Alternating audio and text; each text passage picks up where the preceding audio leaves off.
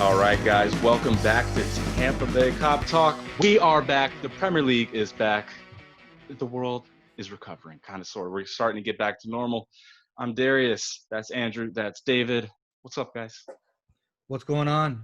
It's good to be back. Oh my goodness, how we feeling, boys? We're getting football back, Premier League football back. It's not just Bundesliga. It's not some random league off in the other weird country in the world. It's actually English Not the football. K League. It's Yeah. not. Yes. No, No I mean sex I don't know calls in the about you stands. guys, but I'm over the moon. You know, uh, something to watch. I'm tired of Yeah. Netflix at the moment. Yeah, I'm like running out of content, so I need Yeah. something. Yeah. I mean, we've been But through no, all it's of the it's Netflix and everything, man. it's Goodness. good to be back. It'll be good to see them play a competitive game again and to start against Everton. Couldn't Sure. be And much then better and than not that. only that, but it's a good happiness distraction. From what's going on in the world today. Yeah. To bring some levity, so to speak. So yeah, I'm highly looking forward to it. Yeah. So as we're getting back into games, one of the things that's coming up for a lot of people is changing their routine. So preference of viewing, like this is going to be something where a lot of people are normally going out to pubs to watch with a bunch of people. People go to games, obviously. It's now a made-for-television product strictly, where we're going to have crowd noise pumped in. I know that that's been a whole talking point, especially over in England. What are you guys kind of thinking about the way you're going to be viewing games? Are you looking to jump in on a Zoom call with a bunch of people? Are you looking to just sit in isolation? Are you ready to go back out, put on a mask, and go hang around other people at the pub? I mean, what's your guys' viewing preference for these games upcoming? Uh, well, for like the upcoming ones where it's still, we're going to win the title. I think I'm probably going to go out and wear a mask and be around some people. Once we do it, though, I think I'll probably scale that back because the numbers are going one way, right? Like here in Florida, we've just mishandled this whole crisis, and people are Mhm. getting sick in ever-growing numbers. So I think after it's done, we'll celebrate at some point, but like there's only going to be X amount of people going out anyways. So the big celebration is always going to come later. For me, once it's done, I'm going to kind of like scale it back because this thing is serious. Like if you read the accounts of people who have had it, you don't want it. So I'm just gonna, yeah, I'll do these first couple because we're gonna win a title, and it's the end of a 30-year drought, and I don't want to do it in my living room. But at the same time, like, okay, once it's done and we've had that feeling, I'm gonna like pull back a little bit and just play it smart. But I think I would encourage everybody to do the same. But I mean, everybody's do what you like. Right. I mean, I couldn't agree with you more there. But part of me wants to just like get my camping gear, get rolled up in a sleeping bag, and not and just be away from everyone. But no, I think I'll do the same thing as you said because I'm kind of too excited.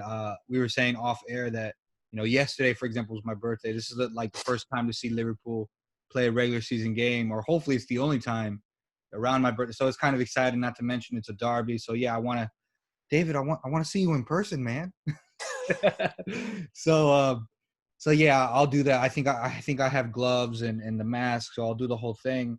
And then as you said, if we're playing, Burnley away, I mean, you know what I mean. I'll I can watch it at home, Yeah, via we'll do this. TV or something, So Yeah, we'll as do I this said, kind of once it's thing. done and Harvey Elliott is starting, then I'm okay with that. But yeah, the first two games, yeah, I would like to be around people. But that being all said, though, I think who was it who told me that like Nashville, their LOL, their club, they did it. They watched a game or something, and they were doing um back in March. They were doing it very social distancing, like where they had 7 feet between people and whatnot. So even if we would go to the game recent or and soon these games coming up, I think we can still do it to where you know I'm not going to give you a Yeah, high five when Bobby puts in the game winner. I'm gonna it's going to be a long distance high five, we're right? gonna like shout at each other from 6 feet away, but Yeah, exactly. yeah, Yeah, I mean, I think we can. I think it's possible. I think of course, here in Tampa, our venues are very small, so sure, we may have to spread out and be creative. Like today, we're meeting at Five Star Dive Bar because the Heights didn't get back open in time. sure. Um, But if it starts to get crowded in there, I was going to tell people to go to Red Star Seminole Heights. Like, we just have to have venues so that we can spread out and make sure, because, you know, Pokies is very small as well. So if it gets like 40 people or whatever, like, you're going to be like, oh, it's getting a little intimate now. So I'm kind of like, if it gets to that point, like, you got to have somewhere where you can go, all right, everybody else go over here. You can socially distance over here. And just have like availability. I mean, it gets the logistics of the whole thing get harder, but it's not impossible. Right. So. Yeah, today is a derby day. It's Liverpool and Everton. That is going to be at 2 p.m. Eastern time. So it's a big day for the return of football, for the return of Liverpool. For me personally, I know I'm going to be watching at home. I'm going to watch with the sound up. So this has been a very contentious point for a lot of people, whether or not you want to go with the pumped-in crowd noise. Now, I feel like for me, it's okay because I'm playing FIFA. This is essentially going to be the same kind of audio. So hearing the weird reactions, it's like, it's not that big a deal. It's like a video game. Because they are literally using EA Sports. They're using that audio. So they got a dude on the mixer, and he's going to be pumping in the noise. So for me, it's like, I'm used to this. I didn't know they were doing it from FIFA. That's interesting. But yeah, I think honestly, this can, you know, talking point only matters for the people that regularly go to games, i.e. the people in England, because we watch it from TV all the time, obviously, because we live in Florida, or, you know, or a pond away, so to speak. So I don't think it really matters, because most of the time we hear the commentator anyway. Although it is nice to hear, you know, it'll be interesting to see it when we play a home game, you know, whether they'll play You'll Never Walk Alone through the speaker, because I think a home game without that, I think that kind of just, that would be a sour taste in my mouth.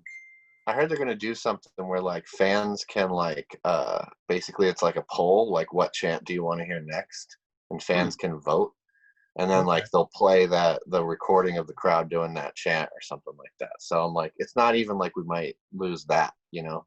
Or like after the guy might know, okay, well, after if Bobby scores, you got to play the Bobby chant or whatever. So yeah, like I think like it could still make sense, and if they do give the fans the ability to record it, that's sort of like it's almost like, or to control it, it's almost like augmented reality in a way. So that's going to be interesting to see what happens.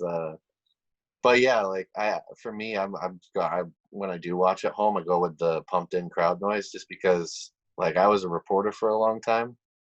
I've covered national team stuff. I've covered high school, college, like local stuff. And if there's no crowd noise, that's what I feel like I'm watching. It's like a U17s national team game where there's like 20 people and a dog. You know what I mean? Like watching, and it's like someone scores a goal and you hear. Yeah, but honestly, did anyone you guys watch the City Arsenal game on Wednesday? Yes. Yeah, I watched. And you had the volume up. Did it feel any different? To me, I didn't really know. It wasn't that bad. I mean, now let's be honest. The Etihad. What does it normally sound like there? This is true. Yeah. But but seriously, it doesn't sound that bad. It's obvious that it's a beat off. It's not what you would normally hear, because things like the ball going out for a corner, normally that gets people applauding, gets them standing up like, okay, we're anticipating something's about to happen. You don't get that. Ball goes throwing after a crunching tackle, you hear the oohs and ahs. You don't get that. Right. It's different. It's certainly different, but at the same time, it's like, you know, it's better than nothing. Like we're literally getting like a quarter flipped at us when it's like, yo, we could use a few dollars, but it's something better than nothing. That's kind of the way I'm looking at it. Well, yeah, I think, you know, we've all got to accept this isn't perfect. It just kind of is what it is. So I'm into it. It's the best solution that we can come up with in the circumstances. Yes, yeah, I would agree. It's the best of all bad solutions, essentially. So yeah. One final note while we're still on the television product. We kind of would be remiss if we didn't bring up the fact that it's not only going to look different during the game, but before the game and during the game as well. Players on the back of their jerseys are going to be wearing Black Lives Matter, as Black Lives Matter has become a major movement, not just here in the U.S., but across the world. Players will be taking a knee before the game, and we've seen the Liverpool players have been very active. Players all across the Premier League and all across the world have been very active in letting their voices be heard. It's just one of those things where we're so localized to the U.S. We kind of forget, like in other countries, they don't necessarily play their national anthem before they get into kickoff. They just go at the game. So how different do you think that's going to look for the Premier League product for a lot of these teams where they're taking that moment, that show of solace before the game, where we're used to the national anthem? That's not exactly the way they do things over in England and across the world. Are you guys expecting to see things come off as different or weird, or is it going to be something that's more just like respectful? We're kind of used to it. I mean, how are you guys kind of reading into how that's going to look? I think it'll be great. I think it's, like when they do a memorial for a player who's passed, or an owner or something, where everybody kind of gathers around the circle and there's a whole minute's silence. And over there, they don't do a moment and some jackass screams through half of it. It's like a legit dead silent. Like when we were there I was there for the, as you can see in the background, for the Hillsborough 30 years. And it was, a minute dead silence. And nobody did anything. So I think it'll be respected, and it'll be something that, like, yeah, it'll be like it's supposed to be. I mean, I'm glad to see the players and the clubs doing this. I'm glad to see the league take a stance that it's not just like the fact that they're going to have that on their shirt. I want to believe that they really mean that this is something that they're going to get behind and support as an organization, as a league, as players, everything on every level. So it's I'm with it. Let's do it. Yes. Let me just piggyback on what you said. So yeah, I think it's fantastic. Agree with what you're saying, but yeah, let's hope it's not an empty gesture. I don't want lip service. Yeah, because let's be honest, it's very easy to do this. What they're doing. It's very easy to say for the first 72 matches or whatever, have the names on the back, do the knee, all this stuff. This is all great. This is all great first step. It's all great. Yeah. But then it'll be interesting to see, for example, 6 months from now, if the Premier League is doing the right things. Like, for example, if Rashford and Sterling come out as leaders in this kind of movement in the English league, if they, for example, want to do certain things, like I said, 6 months from now, will the Premier League help support that cause or whatever? But also, I'm really kind of excited and hoping that from an American perspective, that our American sports take notice and say, okay, the Premier League did this. Why? Let's follow that model. That's how we can do it. Again, it's not difficult. I don't want to call out the league, but we know the league in question. What I'm referring to, they dropped the ball years ago on this, and let's hope that going forward that they can do the right thing. Because again, let's be honest, it's not difficult.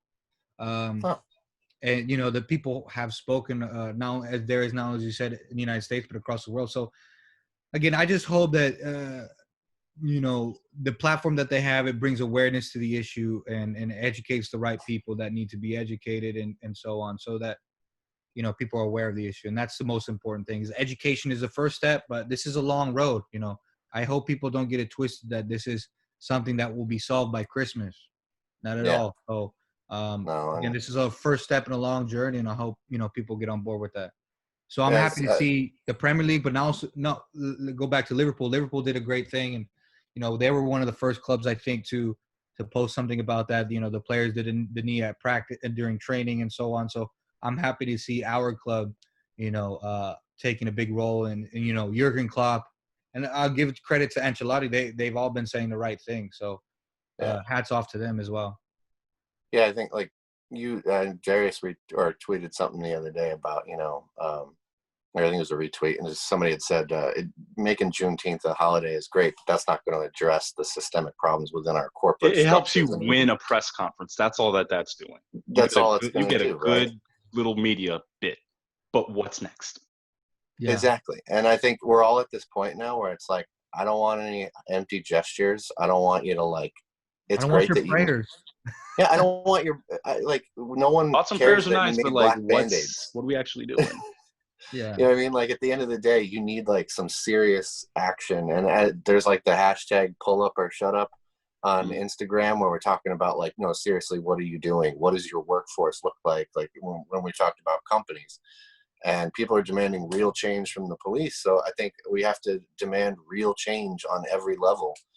And it's just like, I hope that, like you said, that this isn't all just like a little show, it's got to This be is great backed from up a. with. I mean, I think you work in marketing, so you should know better than me, David. But this is a great PR move and in a positive way. And I just don't want to be cynical about it. I try not to be cynical about it. But again, we'll know. We'll know. Like I said, we'll know in time. The jury's still out whether this is just an easy move or this is they're doing the right thing, so to speak. So we'll know. I mean, but again, it's all positive for me, though. Yeah, to kind of round this out, I just think like in a world where football players get the reputation of being clout chasers and just doing it for fame and all this kind of stuff, be a Marcus Rashford, be a Raheem Sterling. Don't just talk about it, be about it. I mean, those are two guys on clubs that we absolutely abhor. We cannot stand watching those dudes on the pitch, but off the pitch, those are guys who are doing it the absolute right way. So it's just it's an absolute pleasure to see the young dudes out here leading. Rashford scores his next time at Anfield. I'm not gonna lie. If Man United go off and they lose the rest of their games in eternity, 2-1, but Rashford scores, I'm good with that. I'll take it. I'm good with that. Hey, look, if Raheem really does want to come back, he's welcome in my book because I think that'd be a great signing. We'll get to signings in a minute. But before we do, and we move to a lighter subject, one thing that's been going around social media, right, as we've had too much time during quarantine and people just do all kinds of crazy stuff. We've seen face apps and face filters, and one that has been quite popular is football players as women, like male football players as ladies. Do one of y'all want to take this? I say honestly, when I first saw it, I saw it on the feed, and I thought, what the hell is this? And the first picture I saw was Jurgen Klopp, and I thought, oh, that actually makes sense. I can see that. I was like, the facial the software is working on this one, on this guy. God. But then you look at Bobby, and I'm like, oh, that's the software dropped the ball on Bobby because it's just like as if they put hair and then that's it. So there were certain players where I feel like the software works, and then there are certain players that I feel like it was, like me trying to dress them up. Really go well. Bobby, Genie, and then I think Mane didn't go well, but some of the other players they all still had their face. Yeah. But there were a couple though that I was like, whoa. Please don't explain that. I don't want to hear it. I don't want to hear it. Well, I don't know, it was weird. I was like, you see Hendo, you're like, oh, if you saw her out. Dejan was like, oh well, yeah. He is Natty Keita kind of, Yeah. I have noticed it's like for some guys it's just like when you take away the facial hair you have like a younger look to you where it's like you look like a younger dude, like the facial hair is what kind of gives you like your manly features, and especially if you have like longer eyelashes or something like that, you add a little hair, soften up the features a little bit, it's like, oh, that doesn't look too crazy. Like Cristiano Ronaldo was one where it's like I saw that picture pop up, I'm like, actually I can kind of see that. It's just, this is what happens when you're on quarantine. You're like this person that you're like, you have like one thing of them in your mind, and then this happens, and you're like,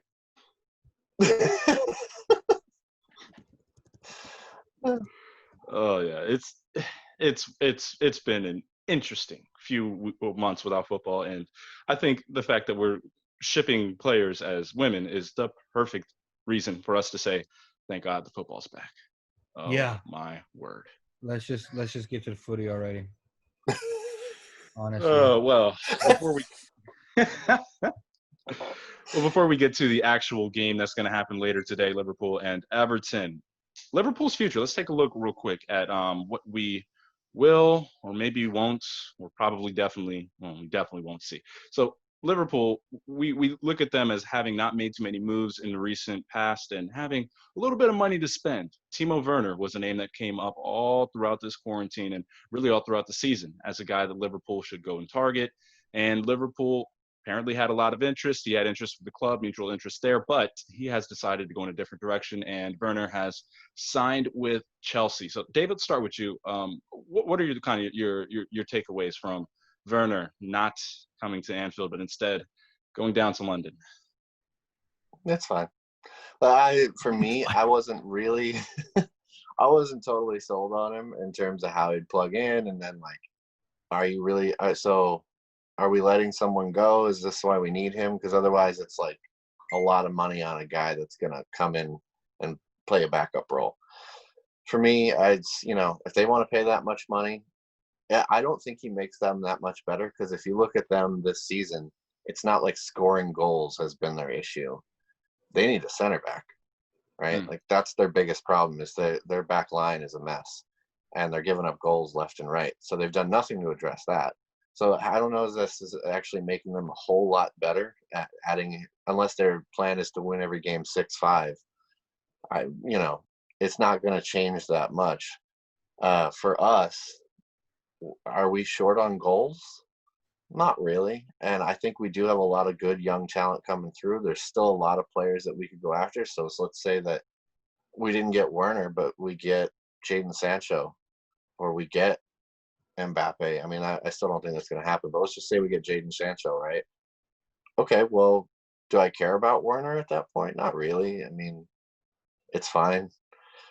So I still think there will be signings coming in, but you also have to square, like, we're not those clubs. We have a budget, we have a plan, and we've shown that we can make it work. So for me, I just trust in whatever they're doing, and we'll see what happens. But I still think we'll make a signing.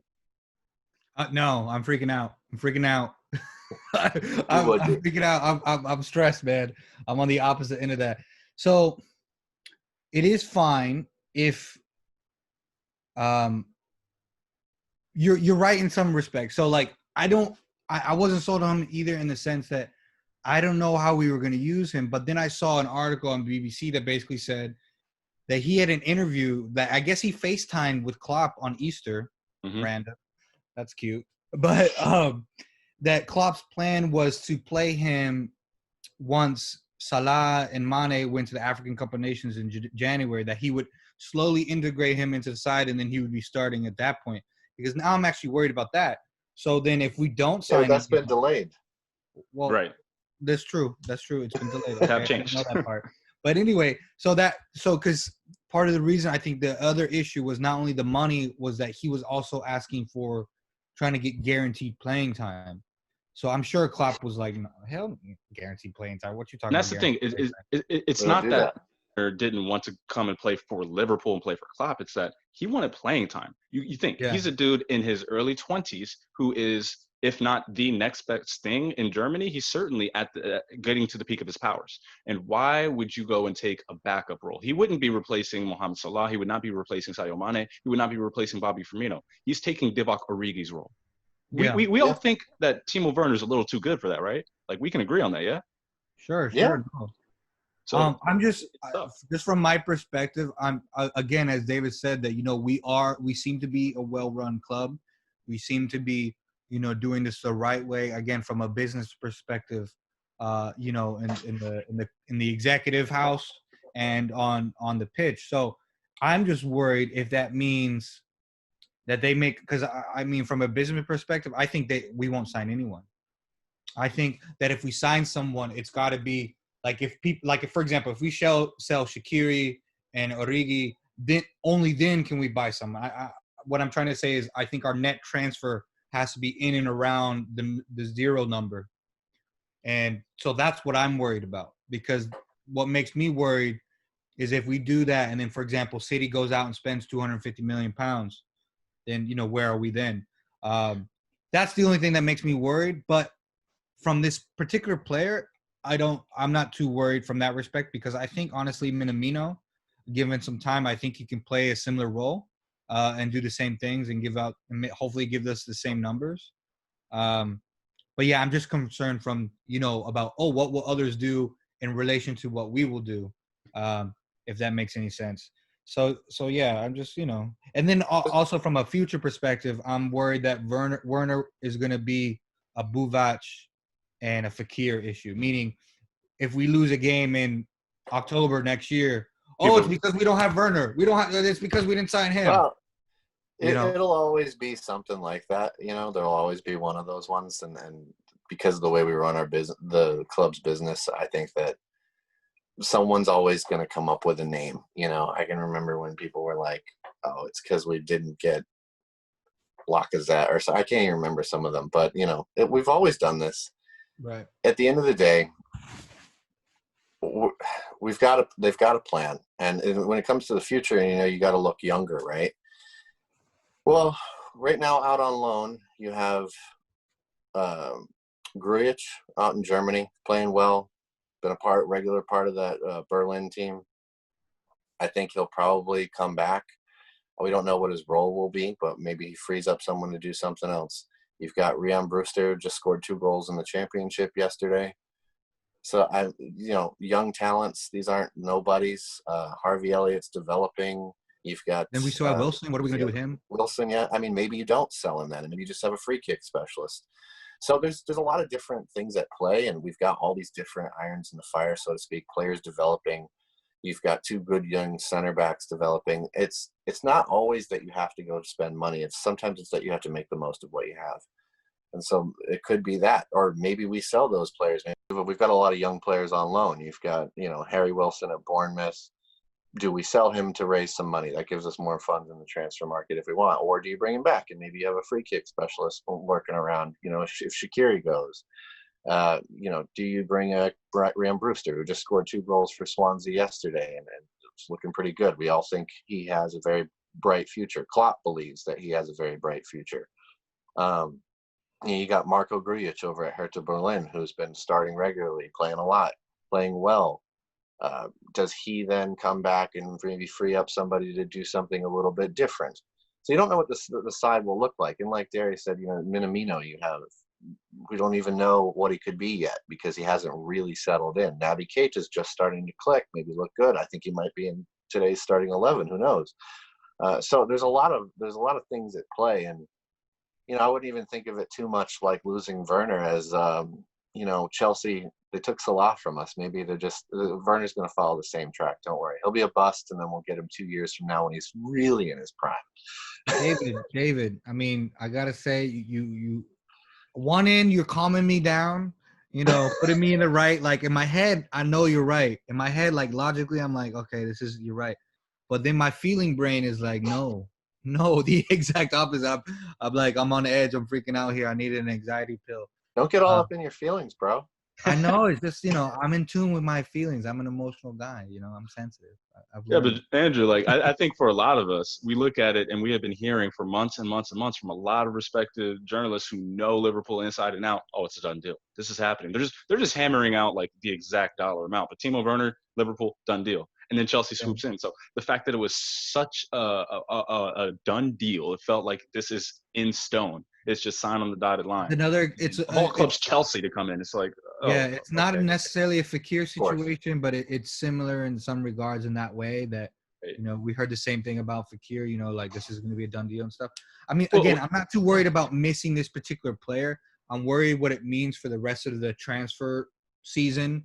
I'm just worried that based on the virus and everything else and finances, that we're not going to sign anyone unless, of course, we have to. This might be a transfer fee season where we have to sell first before we buy. And that's all I'm worried about because, again, I want to win the double because next year, let's assume the virus is, under control and everything. And next season we win the league again. Then we can have a proper celebration, a proper thing. And that's what I want. But if, maybe we can't win that season unless we buy the certain players that we may need to fill in the certain holes. And that's all. That's why I just, I want it all, kids. I want my Christmas presents, That's all. How vital has Shaqiri been, really? I mean, yeah, 2 goals against United that were deflected. Well, yeah, was that the same season or was that last season? That was last season. Yeah, that was last season. So no, I mean, does I get what you're saying, but then, okay, we talked earlier about the African Cup of Nations. Has that been postponed? Yeah. Do you know when?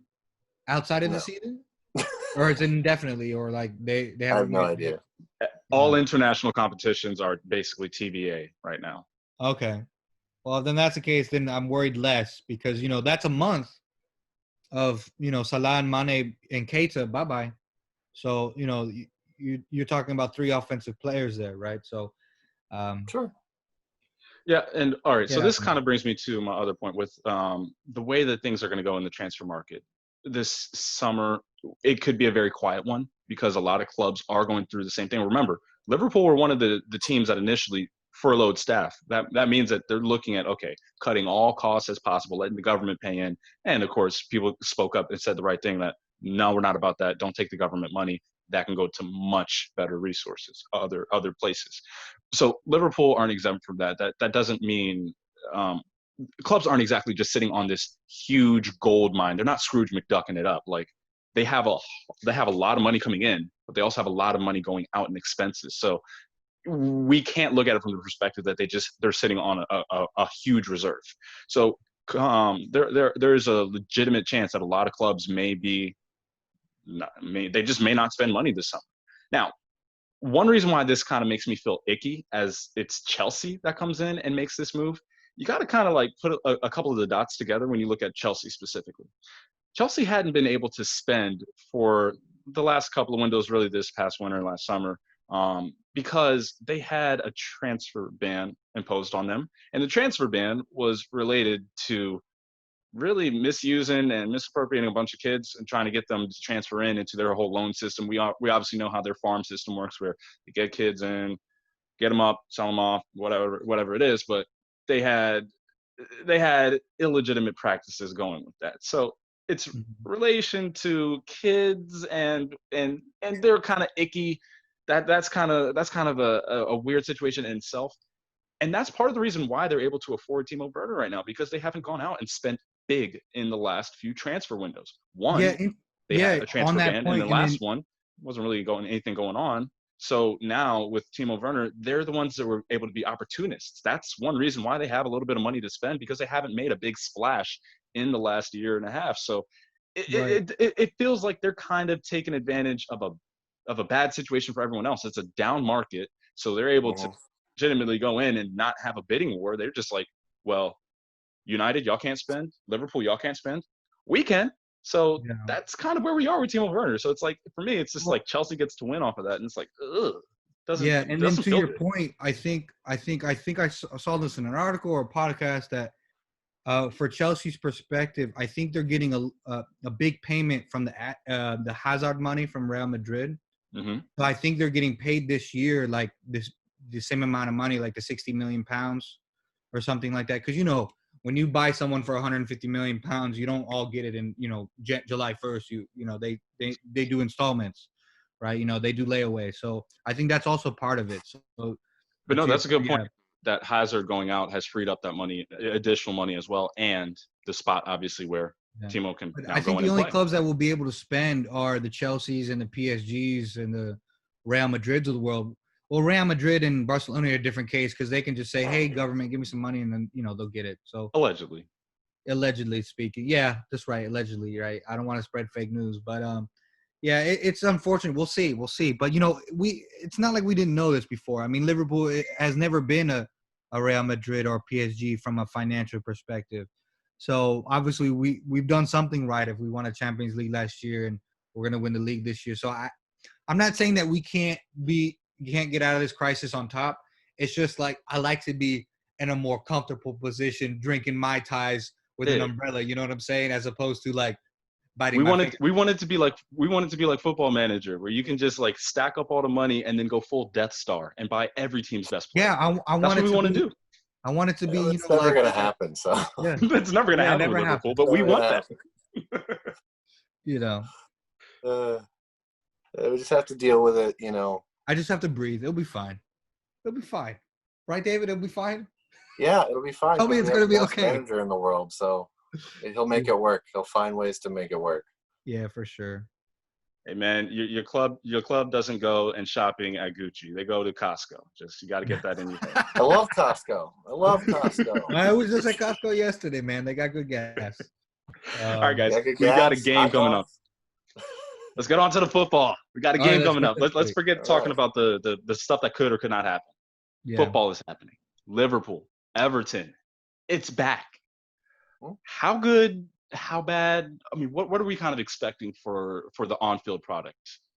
What is this going to look like? 3-0. Yeah. I think we beat them handily. Yeah, no, because I one part of me thinks it's going to be cagey because not everyone's back to speed, blah, blah, blah. But then another thing is they have a lot of injuries. Walcott's out, Yerry Mina's out, Schneiderlin's out. I feel like That's the foundation for their excuses. yeah, That's what that right. is. So, however, on the one hand, looking at the Bundesliga, right, it seems like the best team are winning, meaning that home field advantage doesn't really take into account anymore. I can't remember where I saw an article that statistics were talking about that home field advantage gap that typically you would see is shortening, right? So what I mean is over the past several seasons, we've scored like once there. I think the last time we scored was 16-17 when Mane scored that winner, right? So Yeah. we haven't played particularly well there recently. But again, what I'm saying is that might be thrown out the window because of what's going on, right? There will be no fans, et cetera, et cetera. Well, and the part that you got to think about too is, all right, yeah, the fans affect the players, but you know who else they affect? The referee. Yes, And exactly. so, like, the officiating may change just a bit and feel a little bit different, and maybe, things that wouldn't normally go your way in an away ground like Goodison Park or an Old Trafford, suddenly you're getting that call. So it's human nature, because if you see a foul out of the corner of your eye, but you're not entirely sure, well, was that a fair challenge? I don't know. Let it go. You hear the crowd, then all of a sudden it's like, okay, no. It does happen. You do have referees who get influenced. Not to say that they're making bad calls off of it. It's just it's something where if it's a 50-50, then maybe we'll go with that. And VAR won't be used, as we saw in the first game back. We still have not figured out the technology. It's just no, but that wasn't VAR. That was the goal line. The goal line tech, but you could have stepped in with VAR. Huh? As it was goal line technology, but they could have stepped in with VAR. Oh yeah, for sure. That was a mess up on that part. Yeah, but because they forgot to turn the goal line tech on. Like, is that really what happened? Yeah, it was something like that. Along those lines. Yeah. So, but from the game, but back to the game though. So from that perspective, I think we'll be fine. So you taking the injuries, you taking the home field advantage taken away, so to speak, and then my faith in our boys. I know it's Blackburn, but we still won 6-0 against Blackburn. So yeah, I'm thinking a solid 3-0. I think we put on Harvey Elliott at like the 75th minute, 85th minute. He'll get some minutes. It'll be a nice game. It'll be a nice day. Well, and like, what if all it was needed? Take a player like Keita. Maybe all he needed was like a few months to like not do anything but like study English and just heal.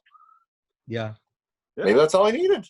I'm thinking he starts. I'm hoping he starts. I want to see him. Looking at like Arsenal in their first couple of games back, where they've had just a ton of injuries, to the point where David Luiz going on and just making two bonehead mistakes is like the least of their problems. They're looking at Bernd Leno. He may be out for a while. Like a lot of guys coming back in not great shape, just because it's a layoff, coming back in, not a full training camp after 3 months off. Like, you do kind of worry a little bit about that.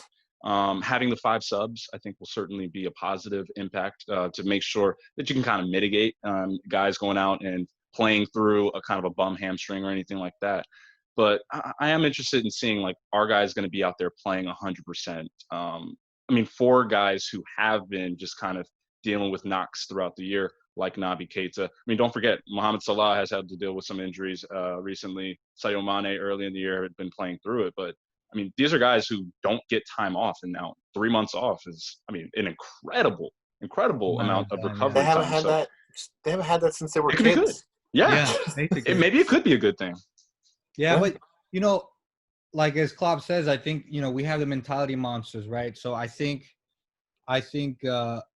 their time off, sure, heal and all that. I think what I'm trying to say is I think they'll be in much better shape than some of the Arsenal players. I just think that championship mentality, that winning mentality that they've bred into this side, or that Klopp has bred into this side, I think that will show through their fitness level as well. So at least that's what I'm hoping, But again, that doesn't mean that, we play everyone, we play Salah for 90 minutes. No, utilize the 5 subs, take advantage of those water breaks, et cetera, et cetera. So I think we'll be fine. I'm just hoping for a nice, comfortable 2-3-0 win today. I don't want to be stressed out. It's a Sunday. It's Father's Day. Yep. That's all. I want. Like I said, I want my ties. You know what I'm saying? Absolutely.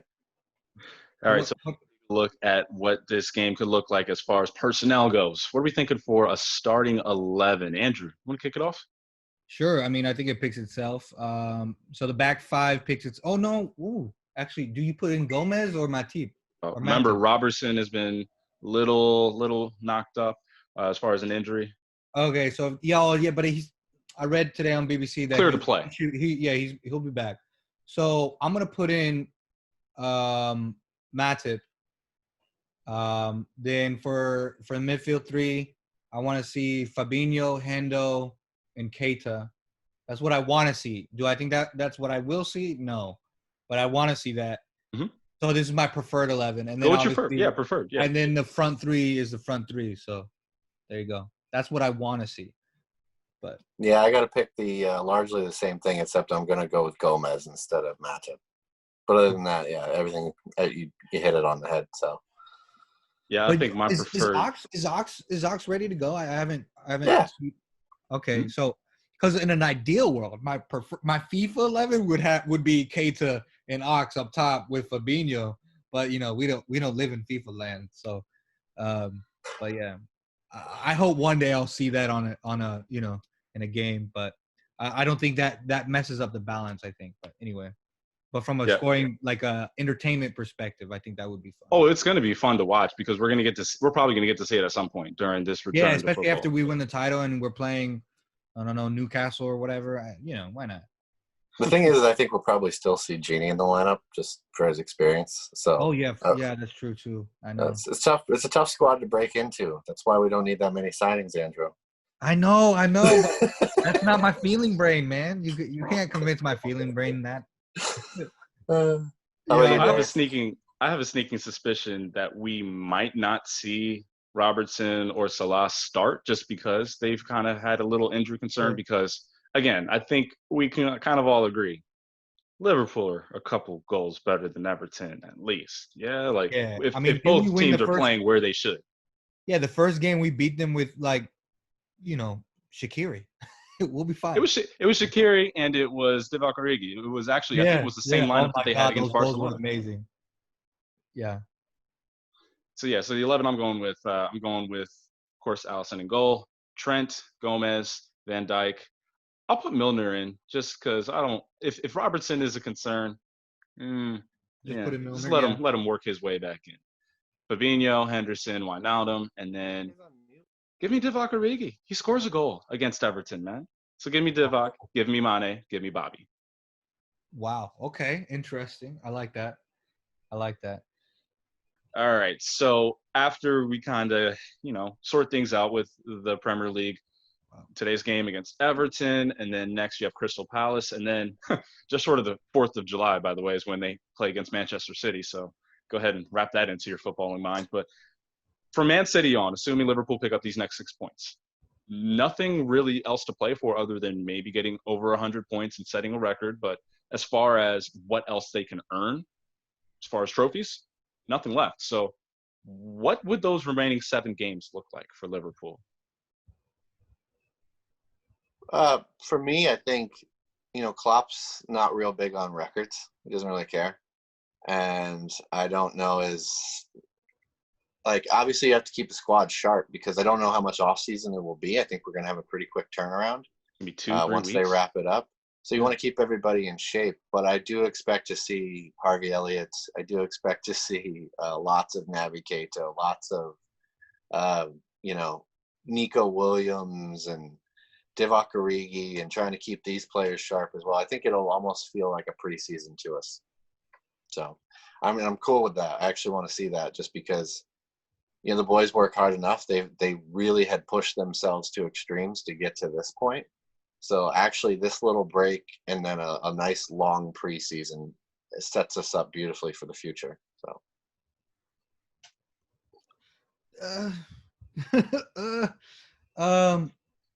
Andrew wants records.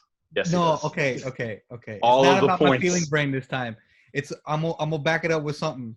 So I just saw this morning an interview with Trent, and he basically said, "No, we want to win. Obviously, we want to win the title, but but we want the records, we want this, we want everything. So I see what you're saying, and I completely agree with you. I think there'll be mixing of the Elliots of the world and the Origis and all that, and I definitely want to see that. However, to your point, that if the season is a quick turnaround, we got to keep these players in shape. I think we can afford to do it over a 7-game period to where we can see Harvey Elliott's and so on. But I think if the boys are hungry enough and healthy enough, he's going to play them. But we also have 5 subs, so he can take off a Bobby at 60 minutes and put in a Minamino. But I think Bobby will still start the game. You see what I'm saying? And Yeah, absolutely. And I think I'm gonna make a basketball thing. So recently I saw the Last Dance documentary about Michael Jordan and all that. And I'm not a basketball person at all. I don't know anything about basketball. And it was just so amazing to me that Michael Jordan and his winning mentality, him basically saying, look, you got to do your job, and I expect you to do your job, or you need to get the hell out of here. If you can't be on my level, you don't belong here. And I think that kind of winning mentality, I think that Klopp maybe he's not tyrannical, maybe as Jordan seemed to be in that documentary, but I think he has a similar similar mentality, and I think he's embedded that into the squad. So I think they're going to want the points. They're going to want to set a statement to the Man Cities of the world and say, look, we're not going nowhere. We're not resting on our laurels. We're ready to go. Sure, we don't have a trophy to play for. We won it, but we want to show you that next year this is exactly what you're going to get. So that's kind of what I'm hoping for. But again, I would love to see them to have Salah go on a little vacation and sip Mai Tais for a little bit while Harvey Elliott, and Minamino take the reins. But I don't know if we'll see that, is my point. I think we'll see a little bit of both. Well, I mean, to your point about Jurgen Klopp's mentality, he believes in 2 things: competition. He is a competitionaholic. Sports science. He is a big believer in sports science. So he's going to have a balanced approach. So that's kind of what I'm expecting to see. So it's not going to be a fully rotated side. We're not going to see just the kids going out there against one of the teams, like against, say, Newcastle or something like that. But it's also not going to be 90 minutes from your starters. So it's going to be a balance. So I think we'll see sides that are a little bit of a mix, kind of like what you see in maybe the FA Cup, where you get like a couple of starters and a couple of youngsters. You get like a bit of a balance. That's kind of what I'm expecting. But at the same time, it's like I'm interested in it. I'm looking forward to that. I want to see Curtis Jones against like actual real competition, not just against these crap teams like MK Dons or Everton or something like that. I want to see him against real competition. Yeah. I would like to see like Minamino, Keita, Jones. That's how they're going to grow as football. Elliott versus Chelsea versus Arsenal, because we still play them, right? So exactly. I think we have won the title by then. Yeah. So I hope so. Great. It's a great situation to be in. Yeah, for sure. David. Yeah, these are good problems to have. Yeah, exactly. Well, guys, I mean, it's going to be certainly a different looking Premier League. It's going to be a different looking Liverpool squad. It's going to be a different looking footballing landscape over the next few months and perhaps longer. So we're not entirely sure what it's going to be, how long it's going to last, but I do feel good about where Liverpool is as they go into the near and extended future. I mean, how do you got? Yeah, no, I'm not. I'm long term. I'm fine. It's just short term. I'm stressed. Short term, you're freaking out. You want them to buy everybody. I want everyone. I want Mbappe 2021. I want it all, but I know we can't get it. You want Sancho? No, I don't want. Pandemic's the best thing to happen, man, because now we're gonna get Mbappe on a free. Yeah, I don't know. It'd be interesting. I'm just waiting and seeing. I know I'm freaking out prematurely, but we'll see what we do. I'm very interested. I'm just worried. I always think worst case scenario. That's why. But but for the next few matches, I'm just so excited. We're gonna win the title and all that stuff. That's just gonna be, and then I can give shit to all my other friends. Yep. Overseas. My Arsenal friends, my Chelsea friends. Hell, my brother-in-law is like a pseudo Man United fan, so I'm gonna bring that in his face. All that kind of stuff. So I'm definitely excited about all that. And I think I can speak the same for everyone in saying that. So, yeah. David, lasting thoughts. David? Or Me? yeah, Yes. did you go on mute? Last thoughts. Just enjoy it. Be safe. Wear a mask. Try to socially distance if you go out. But no matter what, just enjoy this because, you only break a 30-year duck once. And our time's here. Thank God it's a Project Restart happened and we're going to get the opportunity and things weren't canceled or voided or anything, or there's no asterisk necessary. Everything's going to get played. So I just intend to enjoy this. I hope everybody else does too. And happy Father's Day to all the dads out there. Absolutely. I think the important thing is to just find someone to celebrate with. I'm going to celebrate it with my guy Sadio Mane here. This is who I'm kicking it with. I was wondering the whole time, what the hell is that? Oh man, that's hilarious. I love it. You got to find ways to entertain yourself during this whole quarantine period, but football is back. Let's rejoice and let's watch the champions of England and the champions of the world back in action. Yeah, appreciate you guys. And Andrew, David, thanks guys. Thank you for having us. All right. Peace, everybody. Cheers.